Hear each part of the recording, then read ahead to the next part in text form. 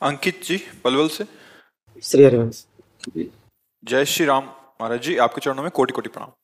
प्रभु जी, मेरा प्रश्न ये है कि क्या हम अपने दिमाग को इतना तेज कर सकते हैं कि कोई भी चीज को एक बार सुने फिर उसे कभी ना भूलें? ब्रह्मचर्य, ये ब्रह्मचर्य से हो सकता है, और तो इतनी सामर्थ्य नहीं है। ये ब्रह्मचर्य में होता है, या पूर्व का कोई तप, जैसे छोटे से बालक में देखा जाता है भारी स्मृति, भारी ज्ञान, वो पूर्व का उसका तप है, भजन है। तो अभी जन्मा 5 वर्ष का है, 6 वर्ष का है, वो बड़ा ज्ञान उसको है, वो पूर्व का उसका स्टॉक है। पर इस जन्म में हम स्मृति को अगर, तो वो ब्रह्मचर्य ही है। अगर हम ब्रह्मचर्य का नाश करेंगे तो स्मृति नहीं रहेगी। एक सीधा उत्तर है, आपका खान पान ठीक हो, आपका ब्रह्मचर्य ठीक हो, सात्विक भाव हो, तो स्मृति जागृत हो जाएगी। लेकिन गुरुदेव महाराज, मैं तो मतलब शादीशुदा हूँ गुरुदेव मेरी। तो ब्रह्मचर्य धर्म पूर्वक गृहस्थी में भी तो रहा जाता है। शादीशुदा का मतलब बेविचारी थोड़ी होता है।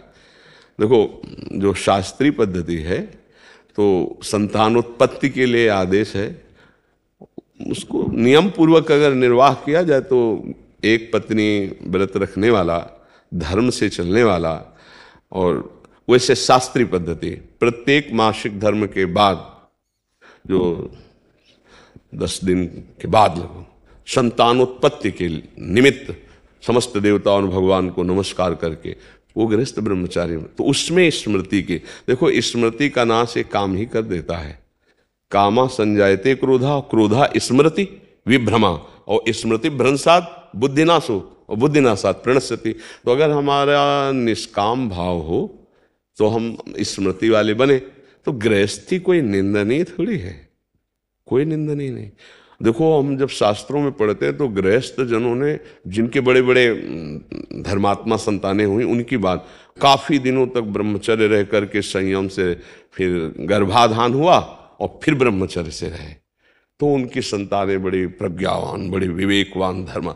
ये जो गरुण जी का जन्म हुआ ना, तो 10,000 वर्ष तक ब्रह्मचर्य रहे थे कश्यप जी। उस समय तो मतलब लाखों वर्ष की जीवनायु होती थी। 10,000 वर्ष तक ब्रह्मचर्य रह करके, और जब विनता जी के गर्भ में, तो फिर उनसे भगवान गरुण जी का प्रादुर्भाव, महाबली गरुण जी, और एक छोटे बड़े पुत्र अरुण जी, वो सूर्य भगवान के सारथी बने। कई हमने ऐसे ब्रह्मचर्य रहकर नाम जप करते हुए धर्म से चले, और फिर संतान, तो उससे फिर अब पशुवत आचरण तो कहीं आदेश नहीं किया गया है। गृहस्थी में भी अगर जैसे मानो 20-22 वर्ष तक ब्रह्मचारी रहा, फिर गृहस्थी में गया तो परिपक्व फसल है। जैसे गेहूं गलेथ में हो, काट ले तो एक दाना नहीं मिलेगा, और परिपक्व फसल हो जाए तो कुंतलों अनाज सालों खाते रहो, ऐसा अनाज पैदा हो जाए। तो ऐसे वीर भी परिपक्व होता है, ब्रह्मचर्य भी। जैसे 20 से 25 वर्ष तक बिल्कुल ब्रह्मचर्य रहे बाल्यावस्था से, फिर गृहस्थ में जाए तो परिपक्व फसल है, संतान उत्पत्ति, फिर संयम से जीवन, तो वो महात्मा ही है, वो ब्रह्मचारी भी है। एक पत्नी व्रत धर्म पूर्वक चलने वाला, वो बेविचारी नहीं कहा जाता। वो गृहस्थ कोई निंदनीय नहीं, वो बंदनीय। अब हम लोग पैदा कहाँ हुए? गृहस्थों से ही तो ये ना। कोई भी परम बड़े बड़े परमहंस कहाँ पैदा हुए? धन्य है वो माता पिता, वो भी तो गृहस्थी में थे, जिनके बड़े बड़े महापुरुष प्रकट हुए। तो क्या गृहस्थी कोई निंदनीय बात थोड़ी है? अगर बच्चा संयम से चले तो। अब संयम को नष्ट कर दे तो फिर चाहे गृहस्थी में ना जाए तो भी नष्ट हो जाएगा।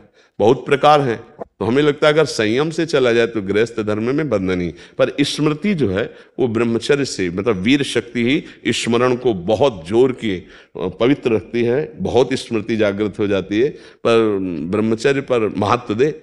अब ऐसा थोड़ी कि कोई मनमानी आचरण करे, क्यों बच्चा?